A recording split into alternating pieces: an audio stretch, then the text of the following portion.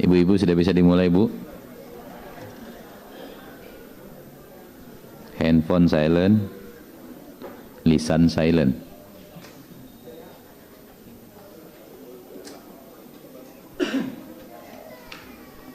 Bismillahirrahmanirrahim. Assalamualaikum warahmatullahi wabarakatuh.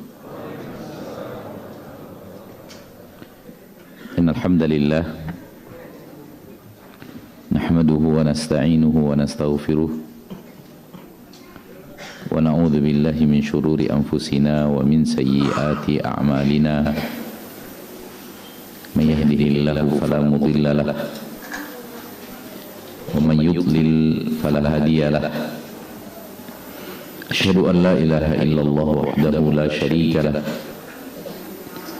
wa asyhadu anna Muhammadan abduhu wa rasuluh sallallahu alaihi wa ala alihi wa ashabihi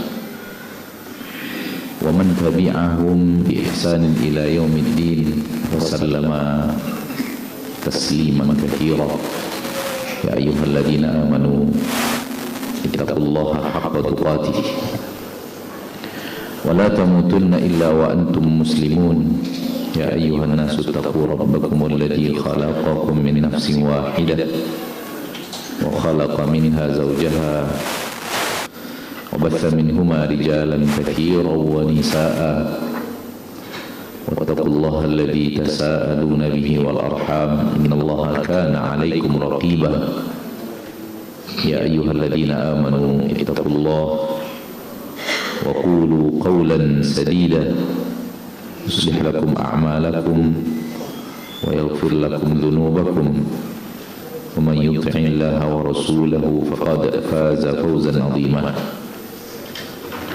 Amma ba'du, fa inna asdaqal hadits kitabullah wa khairal hadi hadi Muhammadin sallallahu alaihi wasallam wa syarrul umuri muhdatsatuha fa inna kulla muhdatsatin bid'ah wa kulla bid'atin dhalalah wa kulla dhalalatin finnar. Ma'asyiral muslimin wal muslimat rahimani wa rahimakumullah. Mari kita bersyukur kepada Allah tabaraka wa taala, Rabb yang telah mempertemukan kita di sebuah masjid. Bukan. Apakah setiap 5 kali sholat dilaksanakan? Oh, tidak juga. Ya. Berarti bukan masjid yang telah mengumpulkan kita di sebuah tempat yang kita berharap di dalamnya Allah memberikan kepada kita fadail majlis-majlis ta'lim. Di antaranya Allah tabaraka wa ta'ala menurunkan ketenangan dan ketentraman di dalam hati. Allah tabaraka wa ta'ala kirim kepada kita para malaikat untuk duduk bersama. Allah tabaraka wa ta'ala memberikan rahmat dan nikmatnya, dan Allah tabaraka wa ta'ala membanggakan orang-orang yang duduk di majlis ta'lim kepada para malaikat. Dan di antaranya pengampunan dosa. Di dalam hadis yang sahih dari Imam Bukhari, Rasulullah SAW mengatakan di antara malaikat-malaikat Allah ada malaikat-malaikat yang tugasnya berkeliling mencari majlis-majlis ilmu, majlis-majlis zikir. Zikir dalam bab ini adalah syariat, majlis yang diingatkan kepada Allah, kepada agama Allah, kepada hari akhirat, kepada sunnah Rasulullah sallallahu alaihi wasallam. Apabila mereka menemukan majlis itu, tanadau, mereka saling memanggil, halumu ila dzikir, mari ke sini duduk untuk menyimak zikir. Lalu mereka saling berdatangan, satu di atas yang lainnya, satu di atas yang lainnya. Apabila sudah selesai, para malaikat itu menghadap Allah, naik ke atas dan menyampaikan kepada Allah apa yang mereka saksikan. Allah bertanya kepada para malaikat tersebut, apa yang mereka harapkan? Para malaikat menjawab, mereka mengharapkan surga Engkau wahai Rabb. Allah bertanya, apakah mereka pernah melihat surga itu?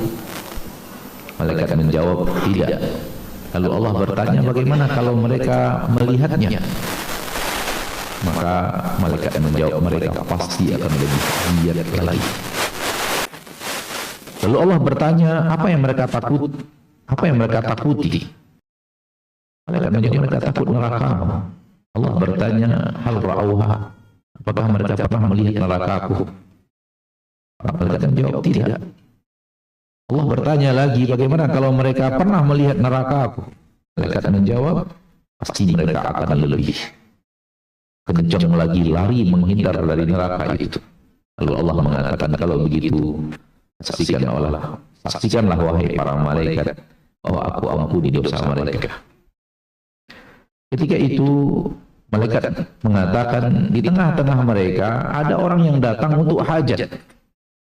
Datangnya bukan untuk ilmu, datangnya bukan untuk niat duduk di majelis ilmu, namun karena hajat. Ada suatu hajat, akhirnya dia duduk. Mungkin atasannya bawa dia ke majelis taklim, dia supir, mungkin hajat saja, atau dia ingin bertemu dengan seseorang dan janjian setelah majelis taklim, dia datang awal, kemudian dia duduk juga di majelis taklim, tujuannya mencari seseorang itu. Intinya datangnya untuk hajat, bukan untuk sengaja untuk majelis taklim. Ketika Allah mengatakan tadi, Aku ampuni mereka, malaikat mengatakan di tengah-tengah mereka ada seorang yang datang karena hajat, bukan karena zikir itu sendiri. Lalu Allah Taala mengatakan, haula'i qaumun la yashqa bihim jalis. Mereka adalah kaum yang tidak akan celaka orang yang duduk di samping mereka. Artinya apa? Juga kebahagiaan pengampunan dosa. Maka ini kemuliaan yang luar biasa, karena semua kita ditakdirkan Allah berdosa. Semua kita yang hadir di majelis ini, tak ada yang suci dari dosa dan kesalahan. Yang suci dari dosa dan kesalahan hanya orang-orang yang dispesialkan Allah, dengan Allah lindungi mereka dari perbuatan dosa dan maksiat, yaitu para nabi dan para rasul. Selain para nabi dan para rasul, maka tak ada seorang pun yang berstatus maksum dalam agama Allah. Siapapun yang memproklamirkan dirinya atau orang yang dia muliakan maksum selain para nabi dan para rasul, cukup menjadi alasan kita untuk meninggalkan kelompok tersebut. Itu pasti kelompok yang memiliki aliran yang salah. Karena dalam agama yang hak, yang maksum hanya para nabi dan para rasul. Itu pun para ulama berbeda pendapat, apakah maksumnya dari dosa-dosa besar saja atau maksumnya dari dosa besar dan dosa kecil. Oleh karena itu, semua manusia selain para nabi dan para rasul melakukan dosa dan kesalahan. Hadis sahih riwayat Imam Tirmidzi dari Nabi kita tercinta Muhammad sallallahu alaihi wasallam, kullu bani Adam khata'. Khata' itu artinya melakukan dosa dan melakukan lagi dan melakukan lagi, berulang-ulang. Itu makna khata'. Terjadi berkali-kali. Terjadinya itu tidak sedikit, tidak satu dan dua. Itulah sifat manusia. Wa khairul khatta'i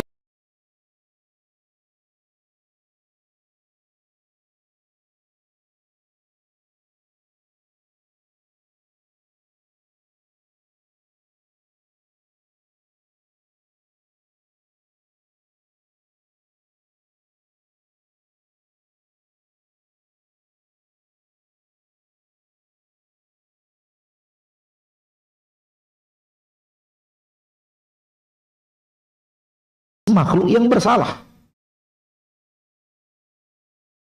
Karena Allah tabaraka wa ta'ala Rabbul Izzati wal Jalalah maha suka mendengarkan hambanya yang minta ampun dan minta maaf, dan suka memaafkan, suka menerima taubat. Maka dari hikmah Allah yang maha luar biasa, yang tidak mungkin kita ketahui semua hikmah di balik semua itu adalah karena Allah tabaraka wa ta'ala sangat penyayang, sangat pemaaf, sangat penerima taubat, sangat pengampun, suka memaafkan. Maka Allah menginginkan adanya makhluk yang bersalah dan dimudahkan untuk mereka aneka ragam maaf. Ketaatan demi ketaatan yang kita lakukan, di dalamnya terdapat maaf dari Allah atas dosa dan kesalahan kita. Innal hasanati yudhibna sayyi'at. Sesungguhnya perbuatan-perbuatan baik, amal-amal taat itu menghapus dosa dan kesalahan. Langkah kita ke masjid menambah ketaatan, menghapus satu dosa. Satu dua langkah, dua ketaatan bertambah, dua dosa diampuni. Ketika kita berpuasa, terjadi pengampunan dosa. Ketika kita sholat, terjadi pengampunan dosa. Ketika kita duduk di majelis taklim, terjadi pengampunan dosa. Ketika kita beristighfar, terjadi pengampunan dosa. Ketika haji dan umrah, terjadi pengampunan dosa. Ramadan ke Ramadan, terjadi pengampunan dosa. Karena sesungguhnya Allah Tabaraka wa Ta'ala Rabbul Izzati wal Jalalah wasi'ul maghfirah, ampunannya sangat luas. Dan orang yang benar-benar bejat yang tidak mendapatkan pengampunan ilahi. Ma'asyiral muslimin wal muslimat rahimani wa rahimakumullah.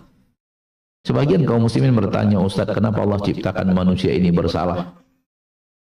Jawaban kita yang pertama adalah, jangan tanya kenapa Allah berbuat.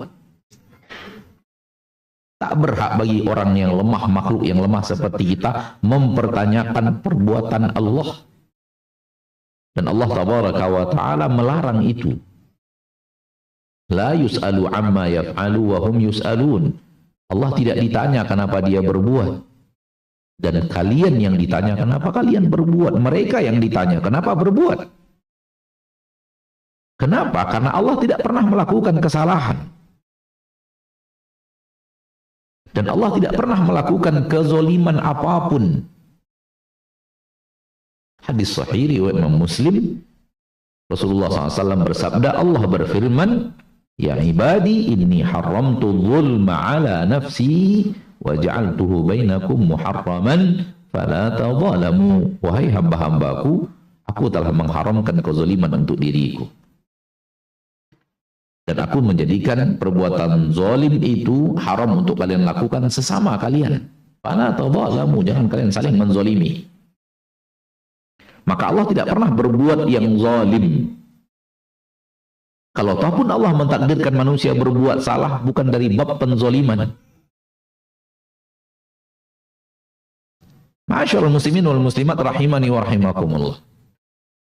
Berikutnya kita menjawab bahwa makhluk Allah yang tak bersalah sudah ada. Karena malaikat telah lebih dulu ada dibanding manusia. Dan jumlah malaikat sangatlah banyak. At-tatis sama wa huqqalaha an ta'id ma fiha mawdi'u arba'i asabi' wa il ma fiha mawdi'u arba'i asabi' illa wa fiha malakun sajid. Telah gemuruh langit. Langit itu bergemuruh, langit itu hiruk pikuk. Karena tidak ada tempat kosong untuk 4 jari, melainkan di sana ada malaikat yang beribadah kepada Allah. Yusabbihuna al-laila wan nahara la yafturun, bertasbih kepada Allah siang dan malam dan tak ada rasa bosan, tak ada futur. Itu jenis telah ada. Jawaban kita yang ketiga adalah Allah Tabaraka wa Ta'ala mencintai taubat dan memberikan kebaikan yang luar biasa setelah taubat yang tidak Allah berikan kepada makhluk yang tidak bersalah. Akhi fiddin, sadarkah kita bahwa yang Allah janjikan masuk surga itu kita yang bersalah kemudian bertaubat? Dan yang menikmati surga Allah adalah makhluk dengan jenis ini, bukan malaikat yang tidak berbuat salah. Maka hamba yang bertaubat dari dosa lebih dimuliakan Allah daripada memang hamba yang memang tidak punya keinginan berbuat dosa. jerih payah kita, berusaha menahan hawa nafsu, namun kadang kalah, kemudian bangkit lagi, kalah lagi, bangkit lagi, kalah lagi, bangkit lagi, dan itu menjadi fitrah kita sebagai seorang manusia. Itu lebih dicintai Allah, hamba yang berjuang seperti itu, daripada hamba yang memang ditakdirkan tak punya rasa lelah beribadah kepada Allah Tabaraka wa Ta'ala.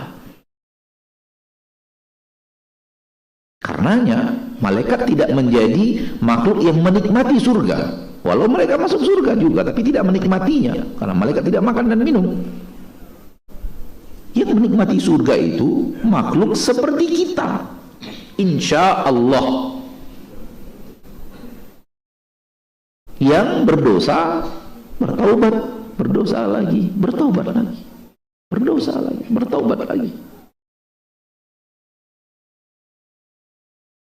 Sifat hamba yang bertakwa bukan hamba yang tidak terjerumus dosa, salah. Sifat hamba yang bertakwa ada dua yang berhubungan dengan dosa, ya, yang berhubungan dengan dosa. Pertama, dia terjerumus dalam dosa dan segera beristighfar, segera minta ampun. Dan yang kedua, tidak kontinu di dalam dosa itu, tidak dilakukan terus-menerus.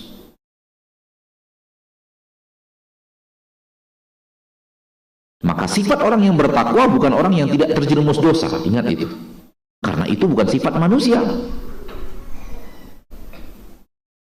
Sifat manusia, fitrah manusia yang tadi, kullu bani Adam khata', terjerumus lagi, taubat lagi, terjerumus lagi, taubat lagi, terjerumus lagi, taubat lagi, terjerumus lagi, taubat lagi.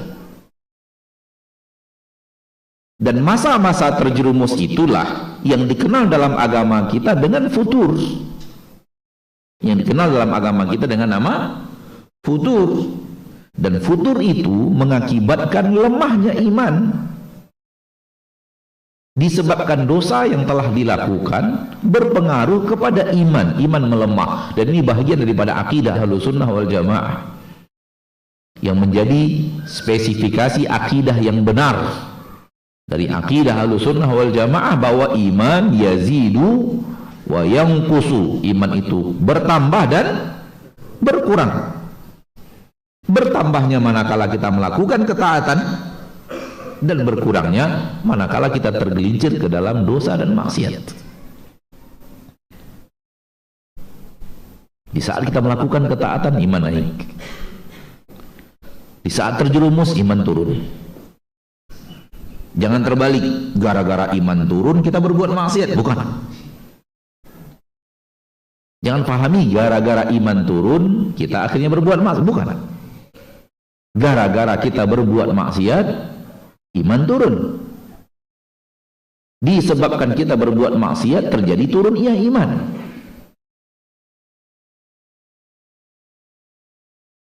Dan disebabkan kita melakukan ketaatan,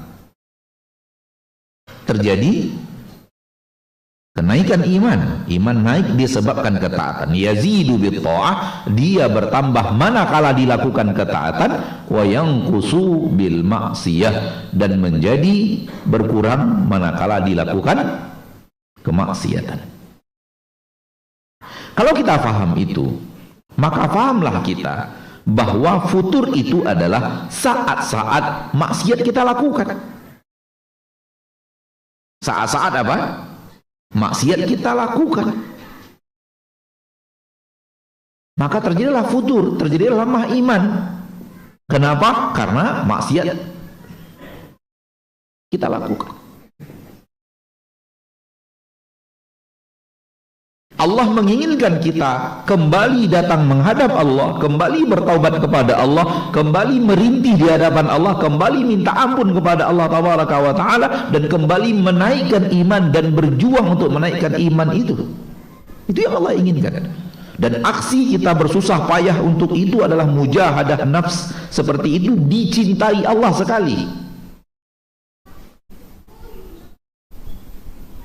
Dan Allah akan memberikan kemudahan manakala kita memang serius untuk mengembalikan iman untuk lebih naik lagi, dan naik lagi.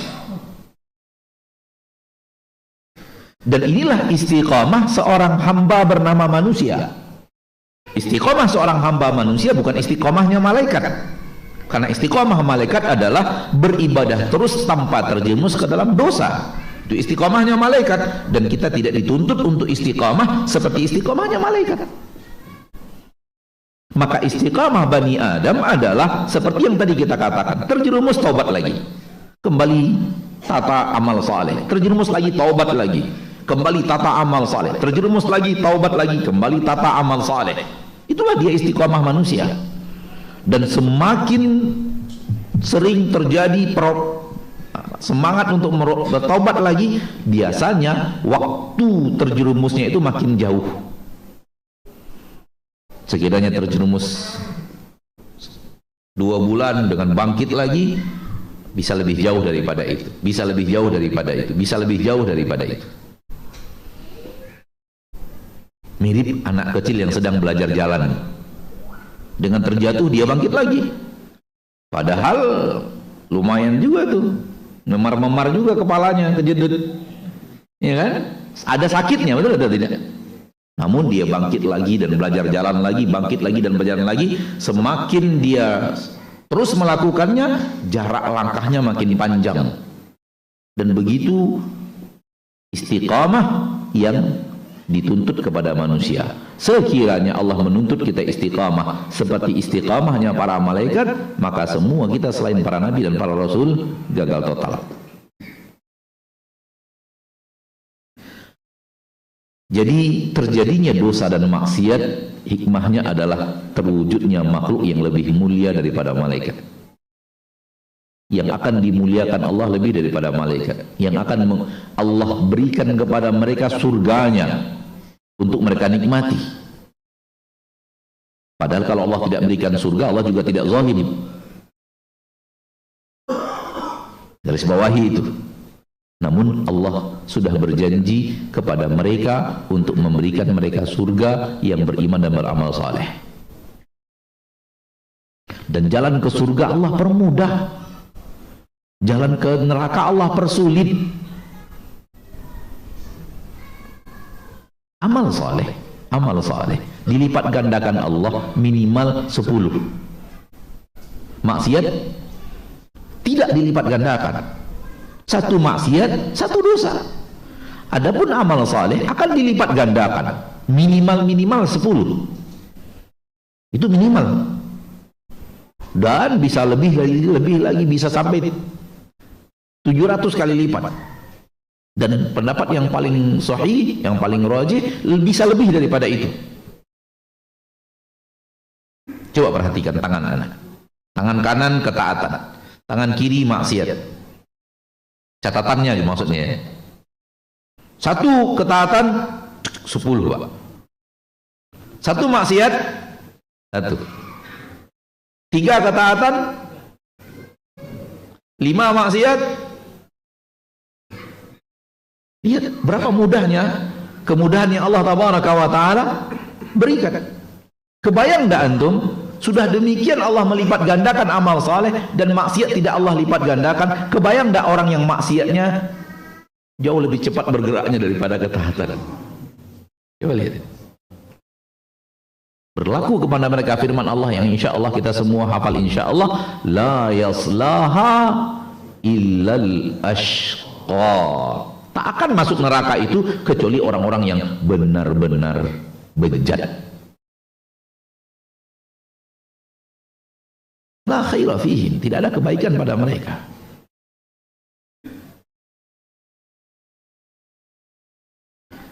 Ketika terjadi iqbal ala Allah, menghadap kepada Allah Tabaraka wa Ta'ala, maka Allah Tabaraka wa Ta'ala memberikan kepada kita kemudahan agar kita lebih menghadap lagi, lebih hebat daripada kita yang menghadap itu.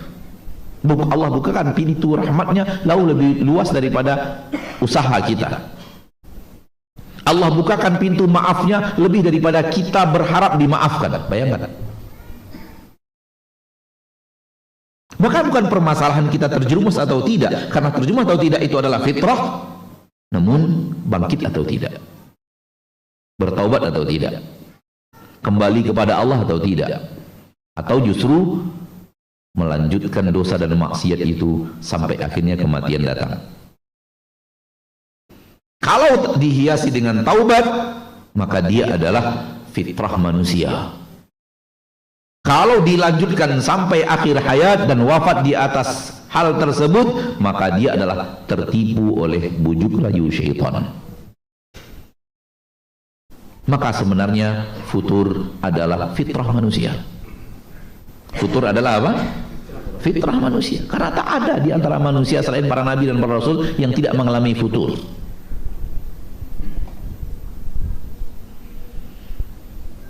Hati manusia ini bertukar-tukar, kadang rajin, kadang melemah. Kalau melemahnya karena urusan dunia yang mubah, urusan dunia yang mungkin bisnis, mungkin sibuk ngurus anak, entah ada kejadian apa lalu mulai jauh dari majelis taklim, tapi tidak terjerumus ke dalam dosa, itu tidak jadi masalah. Itu tidak merupakan kebinasaan. Namun futur yang membinasakan apabila terjerumus ke dalam maksiat. Soal iman melemah karena kesibukan dunia, sampai Abu Bakar pun mengalami hal yang sama. Dalam hadis yang sahih riwayat Muslim, seorang sahabat bernama Hanzalah bertemu Abu Bakar dan mengatakan, "Ya Abu Bakar." Ketika Abu Bakar bertanya, "Apa kabar wahai Hanzalah?" Kata Hanzalah, "Wahai Abu Bakar, qad nafaqa Hanzalah." Hanzalah telah munafik wahai Abu Bakar. Abu Bakar mengatakan, "Ada apa? Ada apa wahai Hanzalah? Kenapa engkau mengatakan dirimu telah munafik?" Kata Hanzalah, "Wahai Abu Bakar, tidakkah ketika kita sedang bersama Rasul tercinta, lalu Rasul berbicara surga, bicara neraka, bicara akhirat, kita seolah-olah melihatnya, hati kita benar-benar menghadap akhirat. Namun kita kembali kepada anak kita kembali kepada keluarga kita kembali ke kebun kita kembali dalam urusan dunia, kita lupakan lagi apa yang tadi kita rasakan di sisi Rasulullah sallallahu alaihi wasallam." Dosa tidak ya? Sibuk dengan urusan dunia. Mulai ada kesibukan yang menjauhkan dari duduk bersama Rasul, mengingat lagi akhirat, saling mentadkir, saling mengingatkan, saling menguatkan iman, saling mengingatkan kepada hari pembalasan, saling bicara Allah, ridhonya, murkanya, rahmatnya, azabnya. Kata Abu Bakar kepada Hanzalah, "Kalau begitu Abu Bakar juga demikian, wahai saya juga demikian," kata Abu Bakar. Maka hal yang wajar kalau setelah di majlis taklim kita merasa Masya Allah semangat, balik ke toko tak lama hilang semangat itu hal yang lumrah, asal tidak apa? Tidak maksiat. Begitu. Karena ketika jiwa ini diingatkan, dia semangat. Disinilah salah satu manfaat dan keutamaan duduk dan rajin duduk ke majelis ilmu. Ini salah satu keutamaan dan manfaatnya. Dicas lagi iman itu, dicas lagi iman itu. Oleh karena itu majelis ilmu, majelis taklim mengingatkan tentang Allah dan Rasulnya dan hari akhirat. Itu dikatakan oleh para ulama, bahkan para sahabat mengatakan tajdidul iman, memperbaharui lagi iman, ngecas lagi iman biar dia kayak baru lagi, biar dia bersinar lagi, biar dia semangat lagi. Tapi kalau seandainya terjerumus ke dalam kemaksiatan, itu perlu taubat seperti yang tadi kita katakan ya. Tidak masalah dalam arti kata, bukan tidak masalah dosa dan maksiatnya apabila dihiasi setelahnya dengan taubat. Lihatlah Adam alaihi salam dan iblis. Nabi Adam alaihi salam Allah takdirkan melakukan pelanggaran terhadap makanan yang ada di surga Allah tabaraka wa taala, tetap buah yang ada di surga Allah tabaraka wa taala, namun segera minta ampun, beristighfar, dapat kemuliaan yang luar biasa. Namun iblis melanjutkannya.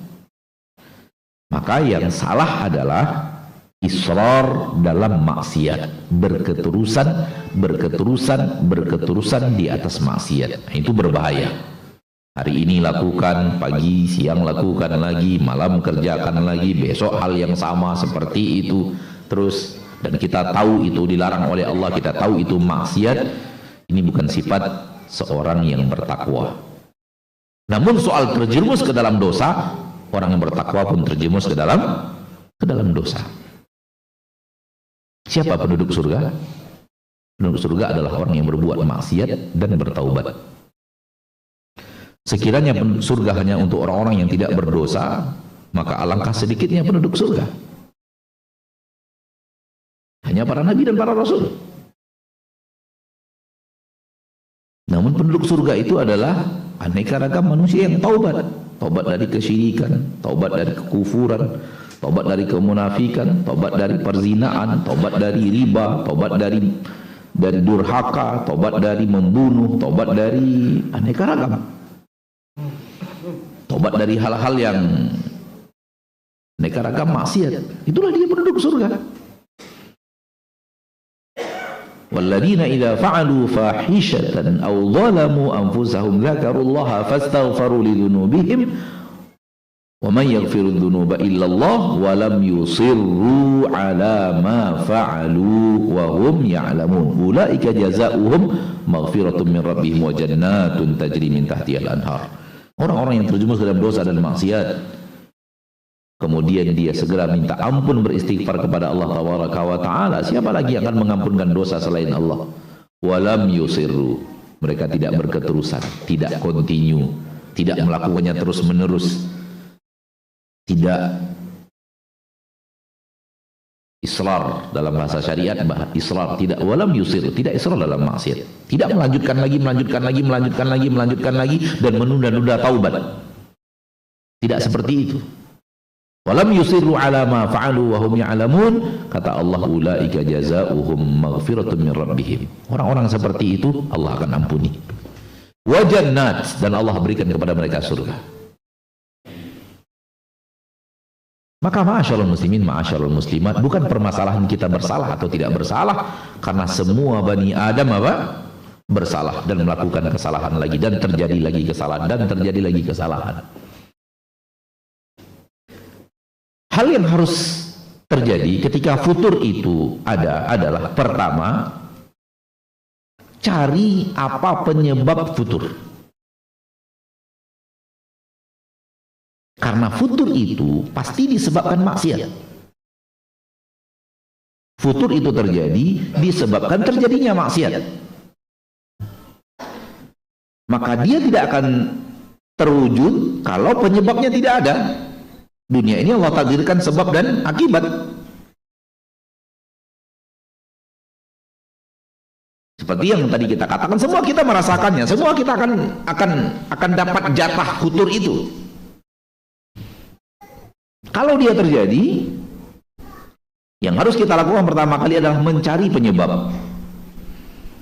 Jujur kepada Allah, jujur kepada diri sendiri, apa yang menyebabkan saya futur? Pasti ketemu itu. Dan penyebabnya tentu macam-macam ya. Mungkin kembali bergaul dengan orang-orang yang menghiasi kepada kita maksiat, duduk bersama mereka, atau ngambil harta yang tidak halal untuk diambil, menandatangani sesuatu yang tidak halal untuk ditandatangani, misalnya menerima sesuatu yang tidak halal untuk diterima, melihat sesuatu yang tidak boleh untuk dilihat. Pasti terjadi sebab, pasti ada sebab yang menyebabkan futur. Dia tidak begitu saja. Setelah tahu, yang harus dilakukan adalah putuskan tali hubungan dengan sebab itu dulu. Karena dia menyeret kita untuk futur, putuskan dulu. Itu dia segera bertaubat tadi. Jangan lanjutkan. Jangan israr.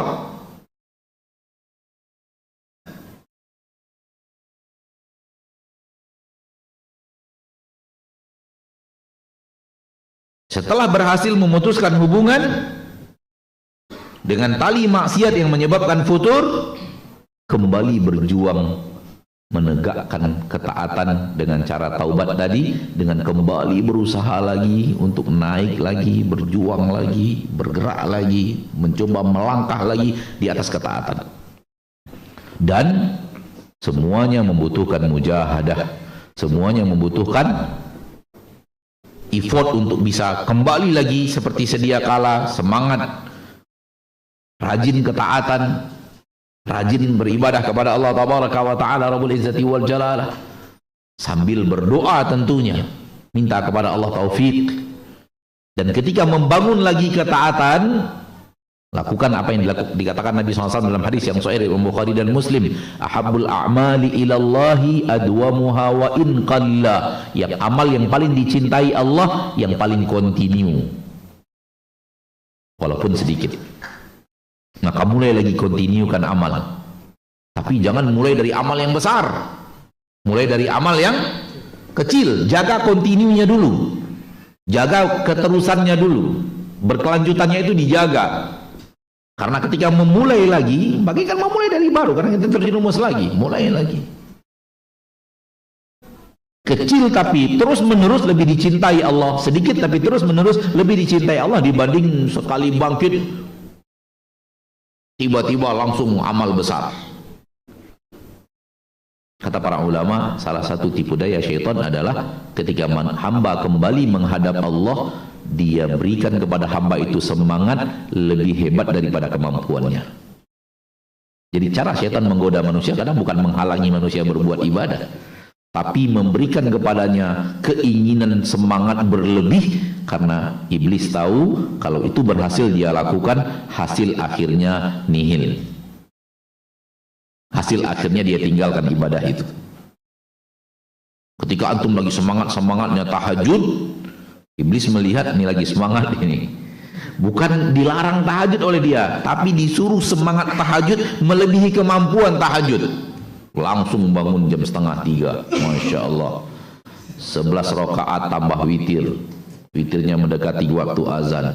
Besok lakukan lagi, ketiga lakukan lagi, keempat, kelima, keenam malas, hilang selama-lamanya lagi. Kembali ke nihil. Kenapa?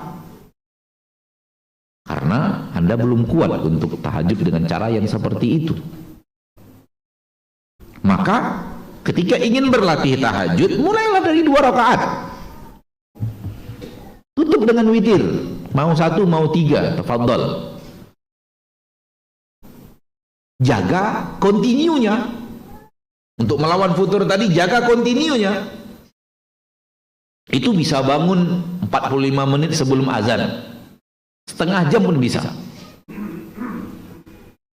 Tapi yang paling afdal 45 menit sebelum azan sudah bangun, mandi dulu untuk sholat.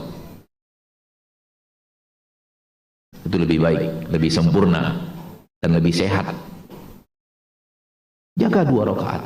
Setengah jam sebelum azan sudah bangun, berwuduk, bersuci, bersih-bersih, lebih afdal mandi, kemudian lakukan sholat tahajud 2 rakaat. Lakukan 1 bulan ini, jaga 2 rakaat. 2 bulan ini jaga 2 rakaat. 3 bulan jaga 2 rakaat. 6 bulan jaga 2 rakaat. Itu lebih bagus. Kenapa? Karena dia lebih istiqamah. Ketika kita merasa sudah sangat ringan 2 rakaat itu, silakan tambah 2 rakaat lagi. Sampai 4 rakaat menjadi terasa ringan. Karena yang tidak sanggup 4 rakaat, tak akan sanggup 11 rakaat. Itu dia yang tadi itu. Ketika akan tahajud, dimotivasi oleh iblis untuk langsung 11. Anda belum kelasnya sholat 11 rakaat panjang itu. Akhirnya tinggalkan dan tidak kembali lagi kepada sholat. Sudah waktu azan? Belum. Oh, jamnya yang cepat kayaknya. Hah? Nggak ngerti ya?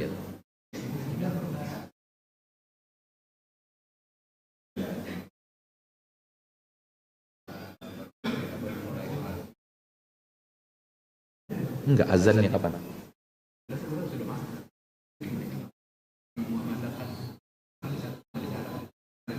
Jadi kita pun tidak mengumandangkan juga. Niru mereka. Kalau kita azan gimana? Ada kesalahan, ada hal yang mengganggu nggak di tetangga kalau kita azan? Enggak. Afdolnya azan di waktu azan. Afdolnya azan di waktu azan. Nanti tinggal qomat dan kita sholat. Di waktu sudah datangnya waktu sholat itu lebih afdol waktu azan. Lebih baik azan terlebih dahulu.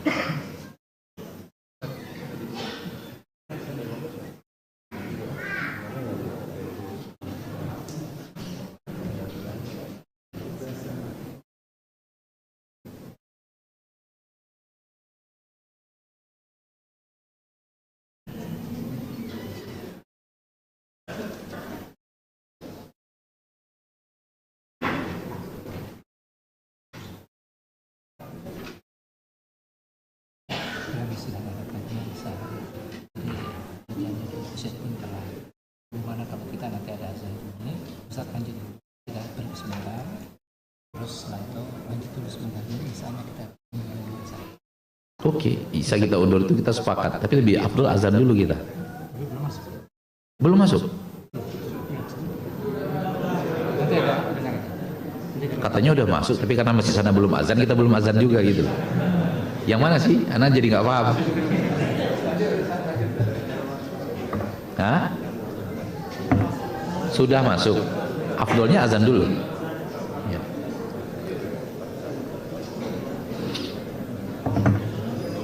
Apa?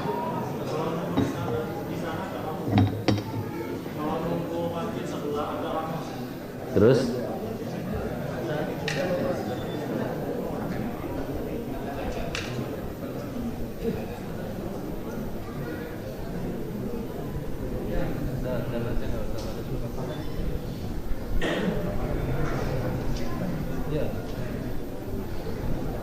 Bila perlu azan pakai mic dalam saja.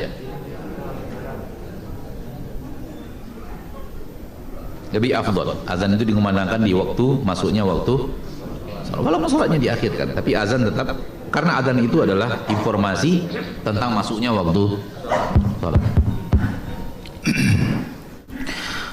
Allahu Akbar, Allahu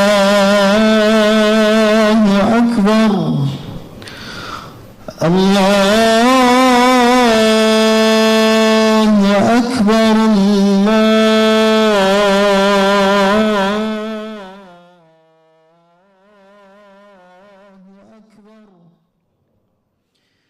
Asyhadu an la ilaha illallah.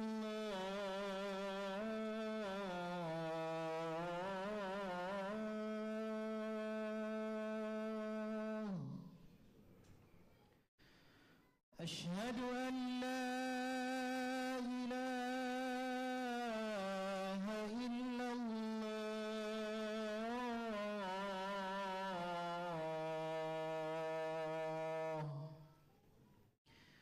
Asyhadu anna Muhammadan Rasulullah.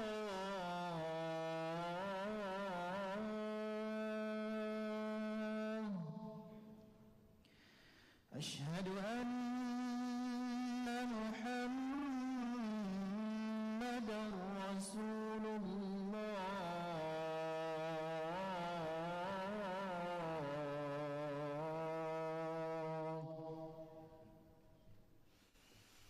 Hayya 'alas salah.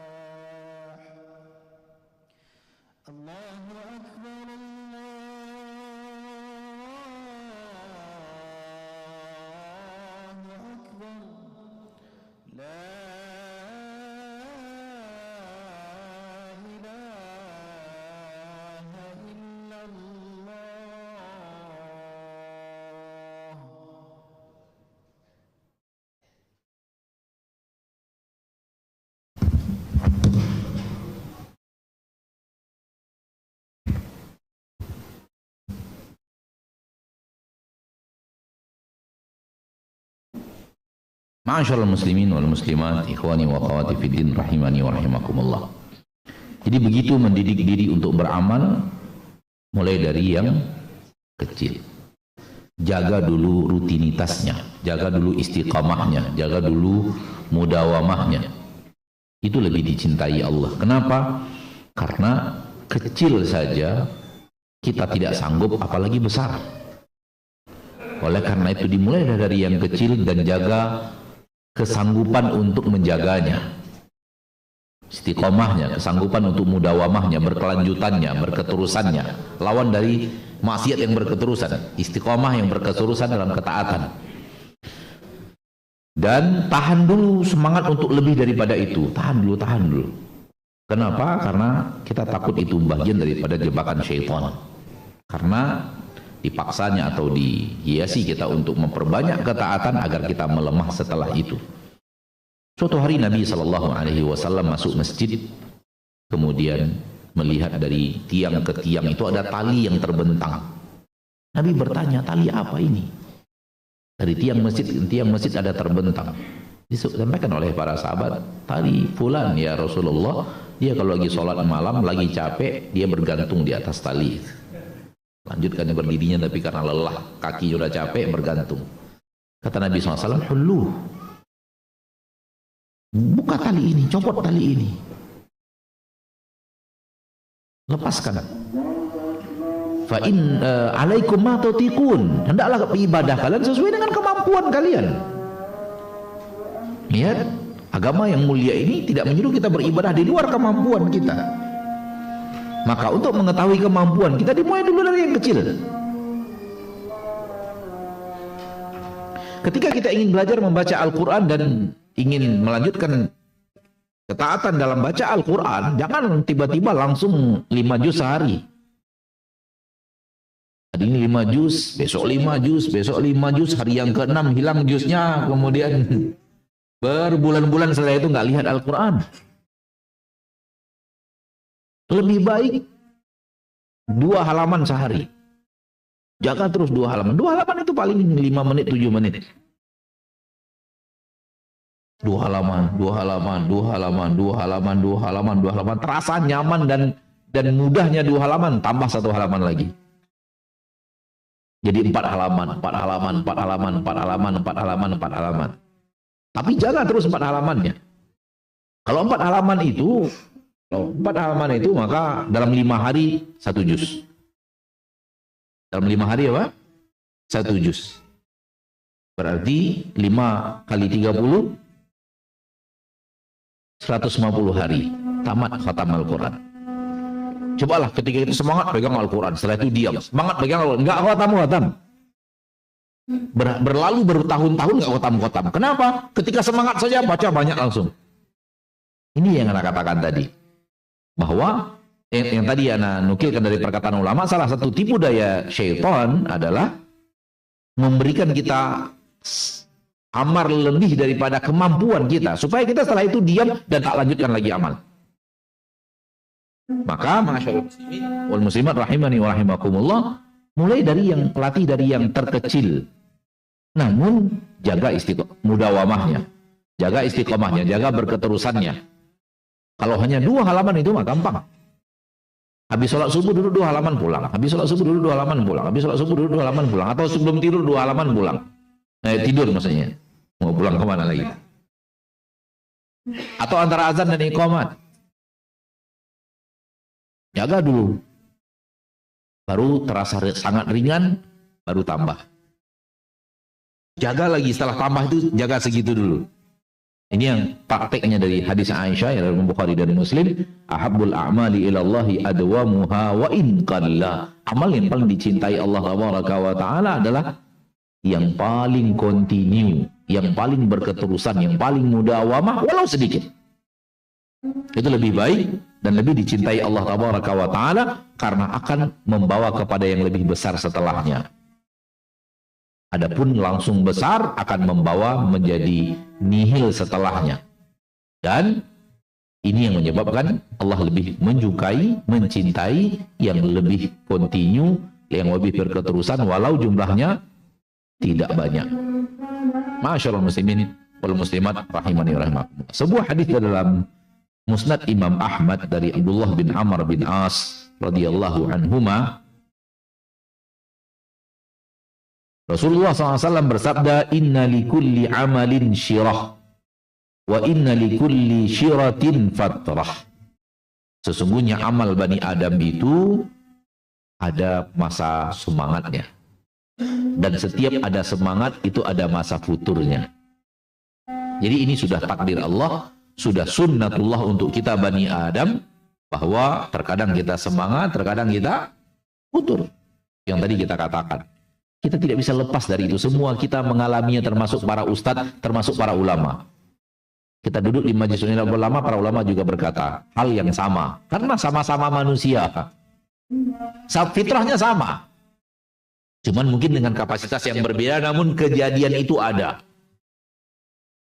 Maka harus ada lagi aksi memaksakan diri untuk taat, memaksakan diri untuk kembali beribadah, namun pilihlah ibadah yang ringan dulu. Jaga kontinunya, jaga mudawamahnya. Hal berikutnya, berusaha untuk mencari teman-teman sekiranya kita butuh teman untuk mengembalikan kita kepada ketaatan. Karena sesungguhnya melakukan ketaatan bersama teman akan lebih kuat dibanding melakukan ketaatan sendiri. Oleh karena itu, kenapa di dalam agama kita disuruh untuk bersaudara. Oleh karena itu, kenapa di dalam agama kita disuruh untuk saling tawasi bil haq wa tawasi bis sabr. Oleh karena itu, kenapa dalam agama kita disuruh milih-milih teman. Karena sesungguhnya teman yang baik akan memberikan semangat kepada kita untuk ketaatan, akan memberikan kepada kita semangat untuk melakukan ketaatan, semangat untuk bersama-sama. Oleh karena itu, sholat berjamaah lebih ringan daripada sholat sendirian. Andai mereka tahu mudahnya dan ringannya sholat berjamaah, karena sholat berjamaah bersama-sama akan ada kekuatan yang lebih daripada melawan sholat sendirian. Nah, maka ketika memang kita membutuhkan teman untuk keistiqomahan kita itu, untuk kembali melawan kita, untuk lari daripada maksiat tadi, cari teman yang kan. Dan insya Allah ketika kita ikhlas untuk mencari teman yang soleh itu pasti ada. Karena hidup manusia ini adalah punya fitrah hidup berteman, berkomunitas. Tinggal memilih saja, mengganti dari yang buruk kepada yang baik.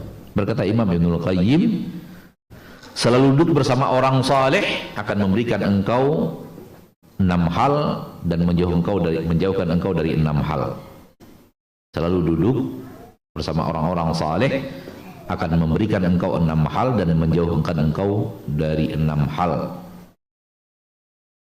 Memberikan engkau yakin dan menjauhkan engkau dari ragu. Memberikan engkau keikhlasan dan menjauhkan engkau dari riya. Memberikan kepada engkau cinta akhirat dan menjauhkan engkau kepada cinta berlebih terhadap dunia. Memberikan kepada engkau zikir, suka zikir, menjauhkan engkau dari lalai. Memberikan kepada engkau tawadhu, menjauhkan dari sombong. Dan yang keenam, memberikan kepada engkau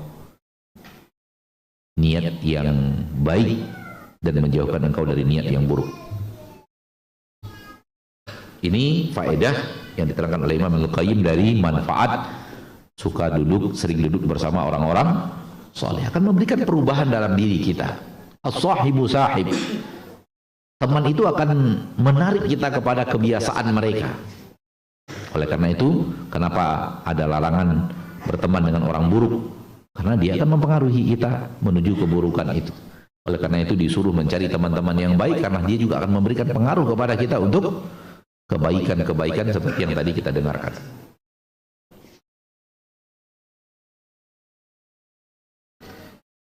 Melakukan amal-amal yang di dalamnya Rasulullah SAW menjanjikan semangat beribadah. Salah satu di antaranya adalah zikir, berwudu, dan sholat malam. Hadis sahih Imam Bukhari dan Muslim dari Abu Hurairah radhiyallahu taala anhu, Rasulullah SAW bersabda, apabila salah seorang di antara kalian tidur, maka syaitan akan membuat 3 kali buhulan di kepalanya. Setiap buhulan dia akan sebutkan mantra-mantranya.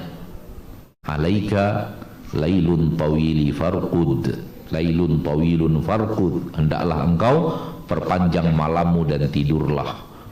Lalu dibuhul sama syaitan 3 kali. Setiap kalian mau tidur, syaitan akan melakukan itu. Fa in istaiqadha, apabila dia bangun, fadzakarallah, dia langsung zikir kepada Allah.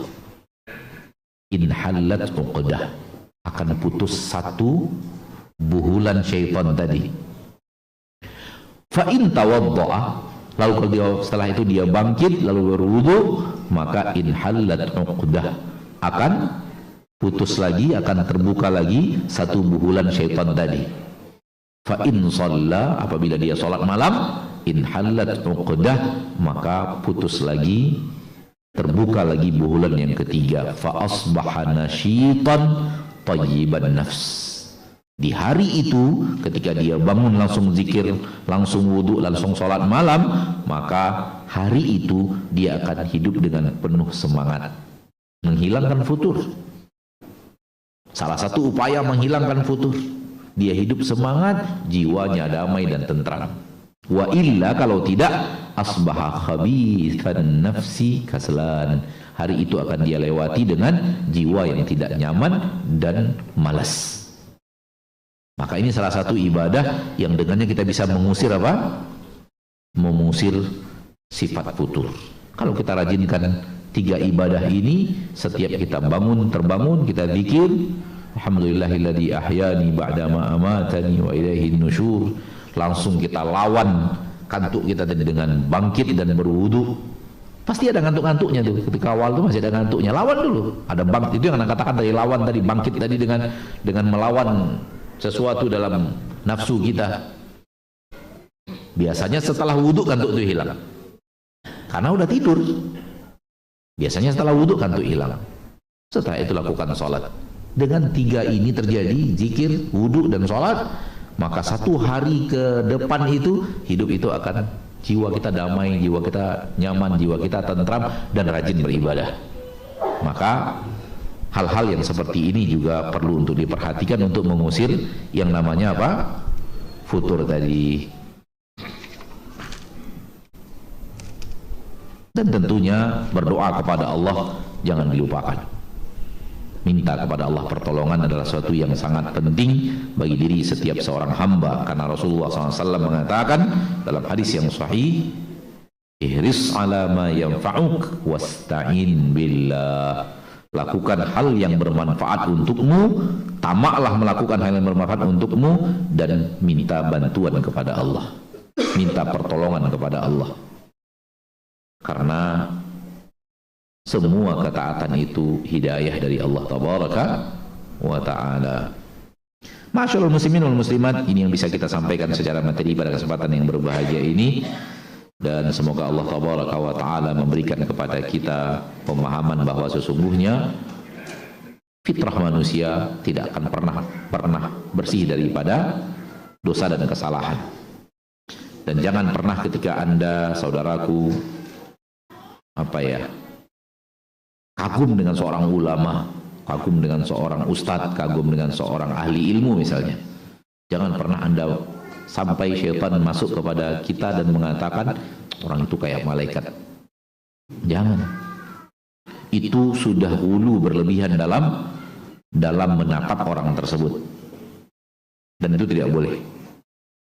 Sehebat apapun kita kagum kepada seseorang, sehebat apapun kita mencintai seseorang, ngefan dalam bahasa sekarang, iringi hal itu dengan keyakinan dia pasti manusia biasa yang punya dosa.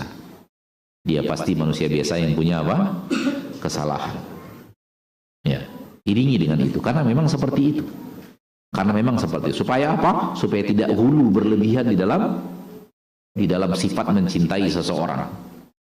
Bahayanya nanti adalah ketika hulu itu tertanam, ketika sifat berlebihan tadi telah tertanam, ditanamkan syaitan dalam diri kita, begitu kita tahu kesalahannya, itu sangat mudah untuk futur dalam masa panjang. Sangat mudah membawa futur dalam masa panjang. Orang yang saya idolakan saya begini gitu loh. Ya sudahlah, apa gunanya saya lanjut gitu. Orang yang saya anggap orang terbaik, orang termulia, orang yang sangat saleh, begini ternyata gitu. Padahal pada dasarnya agama masing-masing, agama Anda, agama orang tersebut, agama dirimu, agama guru, semua bertanggung jawab di hadapan Allah. Agama masing-masing, tak ada hubungan agama kita dengan agama orang lain. Agama Nabi Nuh untuk Nabi Nuh, agama anak Nabi Nuh untuk anak Nabi Nuh, agama Nabi Ibrahim untuk Nabi Ibrahim, agama ayah Nabi Ibrahim untuk ayah Ibrahim alaihissalam. Semua masing-masing bertanggung jawab di akhirat. Agama kita untuk kita, agama ustadz yang kita ngefans kepadanya untuk dia, masing-masing bertanggung jawab di akhirat. Nggak ada hubungannya karena dia terjerumus kita harus terjerumus lebih hebat daripada dia. Itu yang akan terjadi kalau terjadi hulu. Namun kalau kita iringi keyakinan tadi dengan keyakinan bahwa dia manusia pasti ada salahnya. Semoga Allah jaga, semoga Allah maafkan, semoga Allah tidak bongkar kesalahan itu. Sekali terbongkar, nah benar kan? Dia manusia biasa. Sehebat apapun dia kita anggap soleh, pasti ada kesalahan dan kekurangannya. Dan seorang ustadz yang antum cintai itu, yang antum ngefans kepadanya itu, tak terlihat kesalahannya karena ketemu jadi majelis taklim doang kan? Paham kan? Ketemunya di majelis taklim, ketemunya di pengajian. Coba jadi tetangganya, coba berbisnis dengannya, coba lama duduk bersamanya, akan terlihat. Oleh karena itu, sahabat dekat akan tahu siapa sahabat dekatnya. Oleh karena itu, ketika memang bertemunya kajian, bertemunya di kegiatan-kegiatan yang sudah ditaja untuk ketaatan, kita tidak akan tahu, takkan gampang untuk mengetahui kesalahan seseorang. Namun itu manusia. Mana manusia yang tidak punya kurang? Mana manusia yang tidak punya kelemahan? Mana manusia yang tidak punya kesalahan? Sebagaimana kita, Anda adalah manusia yang pernah bersalah, maka dia juga, orang tersebut juga manusia yang pernah bersalah. Sebagaimana kita terkadang terjerumus dalam bisik laju godaan syaitan, dia juga adalah manusia yang akan terjerumus kadang-kadang dengan bisik dan rayuan syaitan. Namun itulah dia fitrah manusia. Dan semoga Allah Taala mengampuni dengan aneka ragam ketaatan, mengampuni dengan aneka ragam istighfar, mengampuni dengan aneka ragam taubat yang kita lakukan, dan menutup usia kita di atas ketaatan. Nah, baik, ini materi yang bisa kita sampaikan. Beberapa waktu ke depan kita gunakan untuk menjawab beberapa pertanyaan. Wassallallahu wasallam wa baraka wa an'ama ala abdihi wa rasulihi Muhammad. Bismillah, izin bertanya, tak ada titipan pertanyaan dari jemaah. Bismillah, assalamualaikum warahmatullahi wabarakatuh. Waalaikumsalam warahmatullahi wabarakatuh. Ustaz, ketika ana menyadari sedang futur, ana berusaha menghindari yang subhat, tapi malah ana dituduh fanatik dan aliran sesat. Bagaimana sikap yang harus ana lakukan, Ustaz? Mohon bimbingan. Syukran, jazakumullah khair.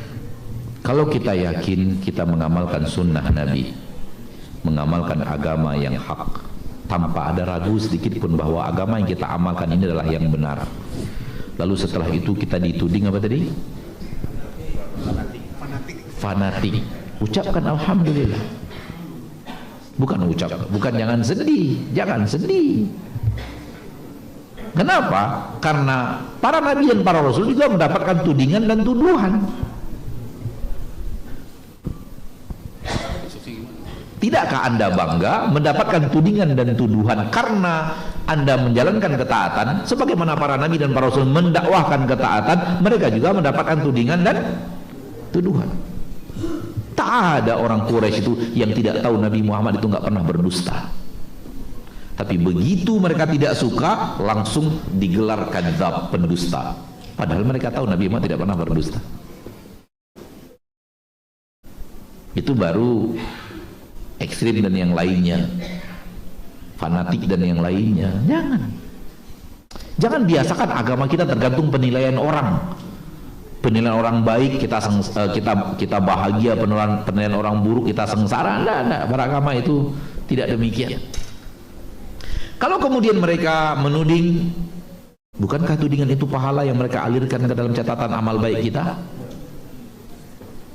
Alhamdulillah lagi, kebahagiaan lagi. Toh hidup kita untuk mencari pahala, memperbanyak pahala sebanyak-banyaknya. Dengan tidak kita beramal, orang ngomong pahala mereka Allah pindahkan ke kita, kenapa tidak bahagia? Nah, ini hal-hal yang seperti ini mengobat kesedihan. Maka agama itu di dalamnya ada obat-obat kesedihan. Kalau kita dibicarakan orang, dituding orang, kita bahagia, alhamdulillah. Bukankah Nabi SAW mengatakan fatuba lil ghuraba, berikan kabar gembira kepada orang-orang asing. Itulah orang-orang tertuding itu. Di dalam Al-Quran surah Al-Mutaffifin, wa idza ra'awhum qalu inna haula'i ladallun. Apabila pelaku maksiat melihat orang-orang yang beriman, apabila pelaku maksiat melihat orang-orang yang beriman, qalu, pelaku maksiat itu berkata terhadap orang-orang yang beriman, inna haula'i ladallun, mereka adalah orang-orang sesat. Dituding sesat. Para nabi dan rasul juga mendapatkan hal yang sama. Oleh karena itu tudingan manusia, tuduhan manusia, jangan jadikan dia adalah sesuatu yang membuat kita sedih. Wallahu ta'ala alam. Nah, pertanyaan selanjutnya, Tad. Ketika sedang futur, apakah pasti disebabkan oleh maksiat? kalau futurnya yang kedua, adapun futur makna tadi lari kepada hal yang mubah, mulai agak jauh daripada tadzkir, mulai melemah, itu tidak.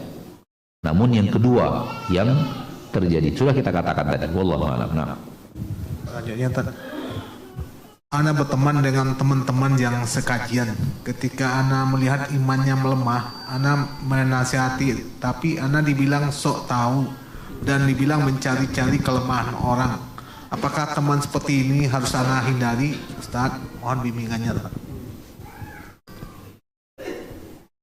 seperti yang tadi kita katakan, ketaatan itu tidak membutuhkan penilaian orang lain. Jangan biasakan beribadah tergantung penilaian orang dan terganggu dengan penilaian orang. Jangan. Bukankah Nabi Nuh ketika berdakwah 950 tahun penuh dengan celaan, dan di antara celaannya adalah kalian sok suci, kalian sok menang sendiri, kayak kalian aja orang-orang yang suci. Di antara tudingannya kalian orang yang bodoh, di tengah-tengah kalian orang yang jumud. Di antara tudingannya kalian itu orang yang suka berjidal. Kalau bahasa kita sekarang, merasa menang terus, merasa benar, paling benar.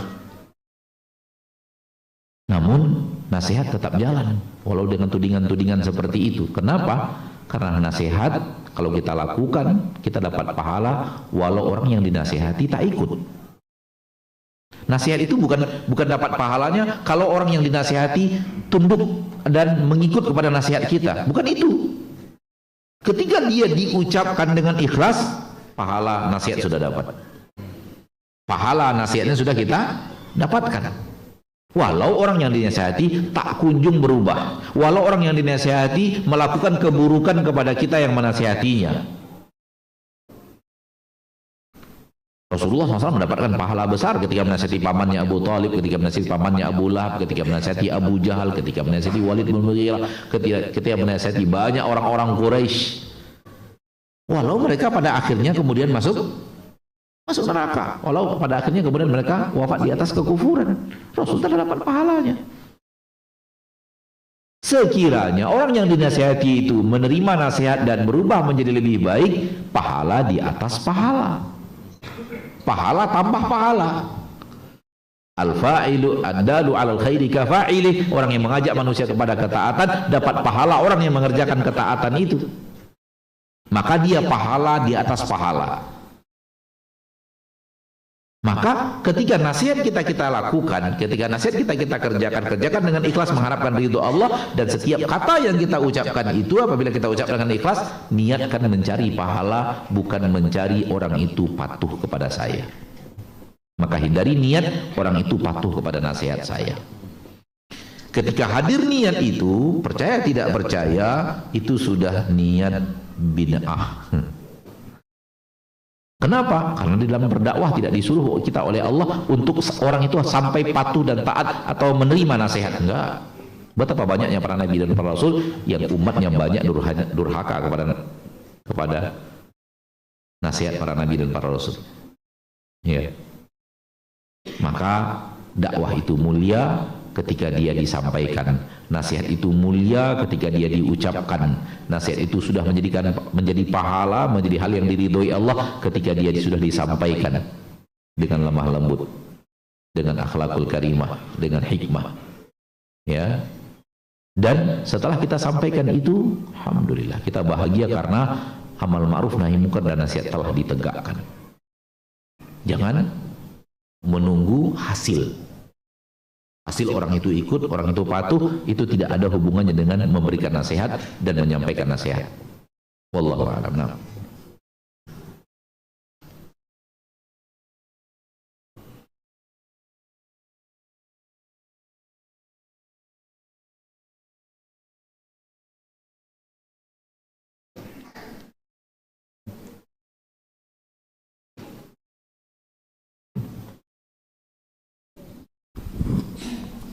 Terima kasih. Assalamualaikum warahmatullahi wabarakatuh. Mohon izin Ustadz. Tafadhal. Bagaimana kalau kita membuat kesalahan sesama manusia, lantas manusia tersebut mendahului kita belum minta maaf. Apakah tadi penjelasan Ustadz bisa kita istighfar kepada Allah atau memohon ampun setiap saat kepada Allah? Mohon penjelasan Ustaz. Terima kasih. Ini adalah efek buruk dari berbuat dosa dengan menzolimi orang lain. Efek buruknya adalah di saat orang tersebut lebih dahulu wafat sebelum kita minta maaf dan sebelum kita dimaafkan oleh dia. Dia punya hak untuk menuntut sampai di padang mahsyar. Dia punya hak untuk menuntut sampai di padang mahsyar, siapapun itu. Oleh karena itu, Rasul adalah orang yang paling jauh daripada melakukan penzoliman kepada orang lain. Beberapa bulan sebelum Rasul wafat, Rasul berdiri di tengah para sahabat dan bertanya, siapa di antara kalian yang merasa saya zolimi? Baik hartanya, baik baik fisiknya, baik kemuliaannya, kehormatannya, siapa di antara kalian yang merasa saya zolimi? Maka tolong kisos sekarang. Begitu Rasul mengatakan, dan tak seorang, semua sahabat bangkit. Bukan karena sungkan, karena memang tak pernah. Rasul tak pernah melakukan penzoliman apapun. Ya akhi fiddin, Rasul saja tidak pernah menzolimi binatang apalagi manusia. Rasul tidak pernah menzolimi makanan apalagi manusia. Lisan beliau tidak pernah mencela makanan. Apa makanan ini asin banget? Enggak pernah itu. Begitulah Rasul kita, saking akhlak beliau yang luar biasa. Enggak enak makanannya. Sapinya kegosongan. Itu enggak pernah. Kalimat-kalimat seperti itu, celaan terhadap makanan tak pernah. Ketika beliau makan, suka lanjutkan, enggak suka tinggalkan. Udah, nggak ada ngomong apa-apa tentang makanan. Bahasa ana begini, ini bahasa ana ya. Kalau makanan itu punya perasaan, dia nggak pernah tersinggung dengan ucapan Rasul. Apalagi manusia. Lisan Rasul itu nggak pernah menyinggung perasaan makanan. Dan kalau bukan taufik dari Allah, kalau bukan hidayah dari Allah menjadikan beliau manusia terbaik di permukaan bumi, tak akan ada orang yang sampai kepada akhlak yang seperti itu. Maka benar-benar dijaga oleh Allah sampai lisan beliau tidak pernah menyakiti makanan. Maka ketika Nabi mengatakan kepada para sahabat, siapa di antara kalian yang pernah saya zolimi, lakukan balasan sekarang, tak ada seorang pun yang bangkit. Karena memang tak ada seorang pun yang dizolimi oleh Nabi kita tercinta Muhammad sallallahu alaihi wasallam. Kata para ulama, pertengkaran padang mahsyar adalah di saat dosa menzalimi orang lain. Di dalam Al-Quran Allah berfirman, al-akhillau ba'duhum yawma idin li ba'din aduwwun illal muttaqun. Sesungguhnya orang-orang yang di dunia bertransaksi, bersahabat, saling cinta kasih, namun tidak di atas ketakwaan, di akhirat akan bertengkar. Baik, kita jawab. Sekiranya memang kita telah pernah berbuat salah kepada seseorang dan orang itu telah wafat, berarti kita telah berbuat salah kepadanya. Berharaplah kepada Allah Ta'ala mengampunkan dosa kita dan iringi perbuatan salah kita kepada dia dengan perbuatan baik kita kepada dia. Sehingga akhirnya pernah terjadi kesalahan, pernah juga terjadi apa? Kebaikan. Harapan yang sangat besar, sekiranya nanti dia tidak maafkan, ada kebaikan untuk dia yang kita juga dapat. Jadi lakukan kebaikan untuk dia agar kemudian kita berharap bisa menjadi penyeimbang kesalahan yang pernah terjadi sekiranya dia tidak maafkan. Sekiranya dia tidak maafkan, puji kebaikan-kebaikannya di hadapan orang lain. Itu adalah kebaikan kita kepadanya. Itu adalah kebaikan kita kepadanya. Berikan pertolongan dan bantuan kita kepada keluarganya kalau ada keluarganya yang membutuhkan bantuan, anak atau istrinya atau ayah dan ibunya. Itulah dengan niat kita berbuat baik kepada orang yang kita pernah bersalah kepadanya. Pasti ketika dia hidup, dia tahu anaknya kita bantu, dia akan merasa senang dan nyaman. Perbanyak istighfar untuk dia, minta ampun kepada Allah atas dosa dan kesalahan orang yang kita telah bersalah kepadanya. Jadi mengiringi kesalahan dengan kebaikan itu adalah bagian daripada syariat. Seperti yang kita katakan tadi, bahwa dia punya hak untuk nuntut kita di padang mahsyar kalau dia tidak maafkan. Oleh karena itu ini bahaya menzalimi orang lain. Ini bahaya menzalimi orang lain. Ketika dia tidak mau maafkan, itu haknya dia. Dan dia bisa nuntut kita di akhirat dan kita akan bayar dengan pahala. Tapi alhamdulillah ternyata pahala kebaikan kita kepada dia juga ada dari Allah Ta'ala. Berharap pahala kebaikan kita kepada dia lebih banyak daripada pahala yang harus kita bayar untuk kesalahan kita kepadanya. Bisa dipahami? Jadi tidak bisa kita minta maaf kepada orang yang sudah wafat. Nggak bisa. Nggak bisa. Kalau kita bersalah kepada manusia, kita bersalah kepada manusia dan kepada Allah. Kepada manusianya kita bersalah, kepada Allahnya kita bersalah karena kita telah melakukan hal yang dilarang oleh Allah. Allah bisa ampuni karena Allah Maha Pengasih dan Pengampun dan Penyayang. Allah suka memaafkan. Namun itu haknya Allah. Haknya manusia akan diselesaikan dengan keadilan. Dan Allah tidak paksa hambanya tersebut, hamba yang telah dizolimi, untuk memaafkan. Allah tidak paksa. Allah hanya memotivasi. Allah hanya memberikan kepada kita anjuran untuk lebih memilih memaaf dibanding menuntut di akhirat, tapi tidak wajib memaafkan. Oleh karena itu bahaya bersalah kepada manusia itu. Sekiranya dia tidak maafkan, pasti kita bayarnya di akhirat. Dan bayarnya itu kata Nabi, di hari yang tidak ada dinar dan dirham, yang ada hanyalah kebaikan dan keburukan. Maka akan dibayar dengan kebaikan, dibayar dengan kebaikan orang-orang yang dizolimi, dibayar dengan kebaikan orang-orang yang dizolimi. Kemudian setelah itu, sekiranya hamba itu tak punya lagi kebaikan untuk membayar dosa dan kesalahannya kepada manusia, yang ada adalah keburukan. Keburukan orang itu yang dipindahkan kepadanya, maksiat orang itu yang dipindahkan kepadanya. Dan ini yang dikatakan Nabi SAW, umatnya yang bangkrut dalam hadis yang sahih. Atadruna manil muflis? Tahukah kalian siapa orang yang bangkrut? Lalu Nabi mengatakan, orang yang membawa kezoliman juga membawa aneka ragam ketaatan. Lalu ketaatannya dibayarkan kepada orang-orang yang dizolimi, namun ketaatannya habis untuk membayar kezoliman-kezoliman yang dia lakukan itu. Ya. Akhirnya diambil dosa orang yang dia zolimi dan diberikan kepadanya dan dicampakkan ke neraka. Ini dia orang yang bangkrut, kata Nabi SAW. Bukan bangkrutnya bangkrut bisnis di dunia, tidak. Oleh karena itu berusahalah kita untuk menjaga diri kita, perbuatan kita dari menzolimi orang lain. Ya kalau dia maafkan, alhamdulillah, dia mengharapkan pahala yang lebih besar dari Allah. Kita pun terbantu dengan maafnya dia, sehingga kita tidak harus bayar karena sudah dia maafkan. Dan orang yang memaafkan dapat pahala lebih banyak daripada pahala harapan dia mengambil pahala dari orang yang menzoliminya. Jadi kalau kita itu kita kan bicara kita menzolimi tadi. Kalau kita yang dizolimi, kalau kita ingin membawanya ke padang mahsyar boleh, hak kita. Namun kalau kita maafkan, pahala memaafkan itu lebih besar daripada mengharapkan pahala nuntut di akhirat. Gitu loh. Bagi kita yang dizolimi, makanya dikatakan, anak katakan tadi, Allah menganjurkan kita untuk memaafkan, karena yang kita dapatkan dari pahala memaafkan akan lebih banyak, lebih afdal daripada nunggu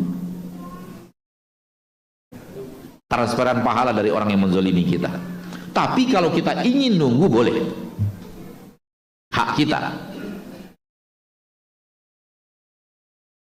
Dan di akhirat, sifat akhirat adalah akan sampai kepada titik kezoliman itu nol, nihil.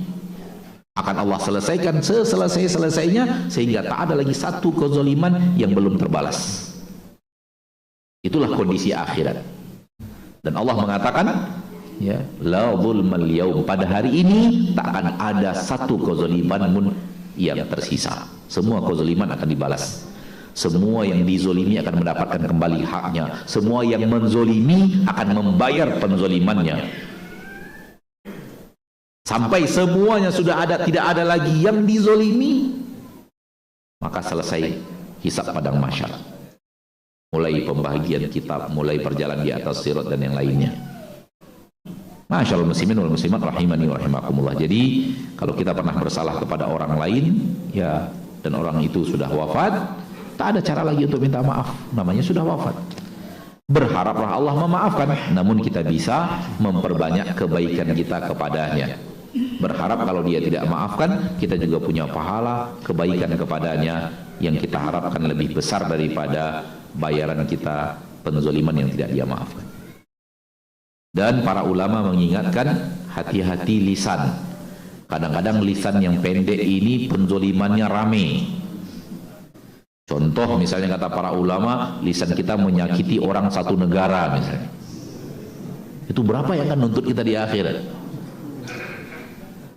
Katakanlah negara hahaha misalnya, ya, enggak mau nyebutkan negaranya, takut ada yang salah nih. Negara hahaha saja ya. Lalu kita katakan orang negara hahaha itu nggak ada yang baik, nggak ada yang benar gitu. Itu berapa ratus ribu orang yang akan nuntut di akhirat. Hati-hati bahaya lisan. Itu disebutkan oleh para ulama dengan hati-hati menjaga lisan. Jangan sampai lisan kita ringan tapi akibatnya parah besar, parah luar biasa. Sampai yang tadi bisa membuat orang senegara nuntut kita. Ya kan, sedang bicara Palestina dan kaum muslimin, kalau kita negara itu nggak ada yang beres. Itu sudah penzoliman kita kepada orang yang ada di negara-negara tersebut. Berapa banyak yang dizolimi?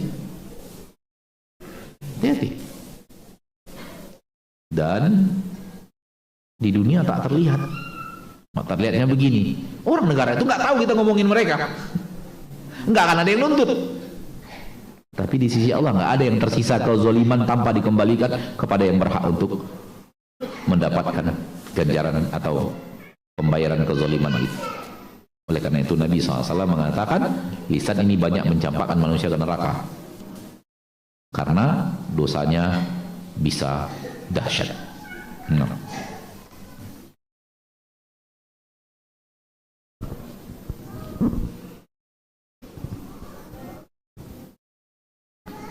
Kalau kita melakukan sholat malam dengan jumlah rakaat yang tidak tetap, kadang 3, kadang 5, tergantung jam berapa bangunnya, Apakah ini bisa dikatakan continue, Ustaz? Seperti yang kita katakan tadi, yang lebih afdol dikontinukan. Ya. Namun khawatirnya kalau dibanyakkan kita belum siap. Ya, kita belum siap. Ketika kita menjaga 2 rakaat misalnya dan 1 witir, kalau cepat bangunnya dipanjangkan bacaannya. Bacaannya yang dipanjangkan, dia tetap 2 rakaat tapi bacaannya dipanjangkan. Kalau seandainya bangun sedikit terlambat karena ada satu lain, udah sesuai bangunnya, namun BAB-nya memakan waktu yang panjang juga misalnya. Itu kan manusiawi. Sehingga akhirnya waktu sholatnya semakin mepet, berarti bacaannya yang diperpendek. Wallahu ta'ala alam.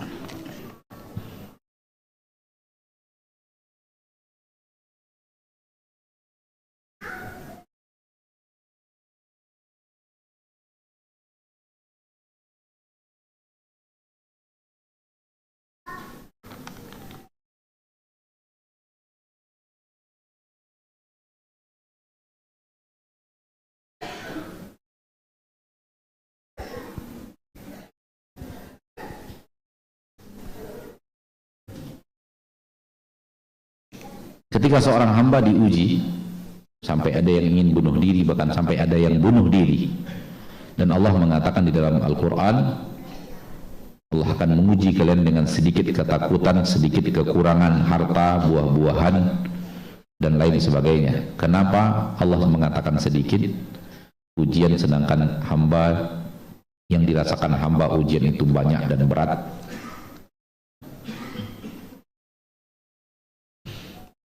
Kita buka firman Allah yang tadi dikatakan dalam surat Al-Baqarah. Kita lihat apakah terjemahannya memang sedikit.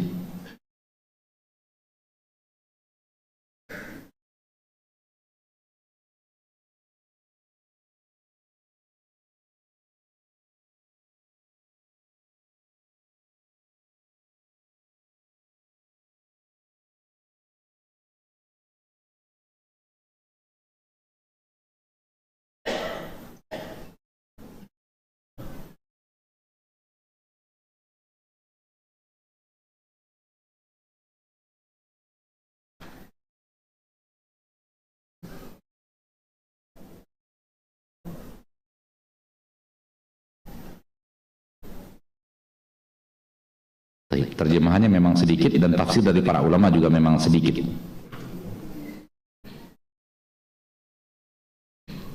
Rasa hamba itu bervariasi kan. Ada hamba yang diberikan ujian yang lebih besar daripada yang dirasakan orang ini, tapi nggak sampai bunuh diri. Dan ketahuilah, sebanyak apapun musibah yang Allah berikan kepada kita, nikmat itu lebih banyak daripada musibah itu. Oleh karena itu ketika kita timbang-timbang antara musibah dengan nikmat, kalau kita sedang diberikan musibah, lihat nikmat-nikmat yang kita terima, itu akan membuat musibah itu lebih ringan untuk dihadapi. Kenapa? Ternyata kenikmatan yang Allah berikan, kasih sayang yang Allah berikan, nikmat yang Allah telah berikan lebih banyak daripada musibah. Oleh karena itu ketika seorang hamba frustasi dan bunuh diri, itu kesalahan dirinya. Bukan Allah memberikan kepadanya hal yang tidak sanggup untuk dia pikul. Dianya yang memang tidak kembali kepada Allah dengan baik dan benar. Allah Maha Pengasih dan Penyayang. Oleh karena itu, ma'asyiral muslimin dan muslimat rahimani wa rahimakumullah, ketika kita sedang diuji oleh Allah tabaraka wa taala, lihat masa-masa sedang kita dapat nikmat. Kisah dari Nabi Ayub alaihi salam, setelah 18 tahun sakit, 18 tahun diberikan Allah penyakit, harta habis, anak-anak meninggal dunia, ditinggalkan, dibenci oleh penduduk kampung, dijauhi. Istri beliau bertanya kepada beliau, "Wahai Ayub, engkau orang yang dekat dengan Allah, kenapa tidak berdoa?" Jawaban Nabi Ayub, "Saya malu kalau saya minta kesembuhan kepada Allah karena sudah puluhan tahun lebih panjang saya dapat nikmat." Begitu dikisahkan oleh para ulama di dalam kisah Nabi Ayub dalam surat Shad. istri beliau minta kepada Nabi Ayub untuk berdoa, minta kesembuhan. Jawaban Nabi Ayub, saya malu kepada Allah karena kenikmatan yang Allah berikan kepada saya waktunya jauh lebih panjang daripada musibah yang sedang Allah berikan sekarang. Maka ketika seorang hamba memperhatikan nikmat-nikmat, pasti nikmat itu jauh lebih banyak daripada musibah yang sedang dia rasakan. Sampai di sini pertemuan kita pada kesempatan yang berbahagia ini. Semoga Allah Jalla wa'ala menjadikan kita hamba-hamba yang senantiasa berusaha untuk dekat dengan agama Allah melalui majelis ilmu, orang-orang saleh di sekitar kita, berteman dengan orang-orang yang mengajak kita kepada ketaatan, saling kuat menguatkan nasihat-nasihat di dalam ketaatan. Semoga Allah wafatkan kita di atas husnul khatimah. Semoga Allah maafkan dosa dan kesalahan kita di yaumil hisab. Subhanakallahumma bihamdika asyhadu an la ilaha illa anta astaghfiruka wa atubu ilaik. Assalamualaikum warahmatullahi wabarakatuh.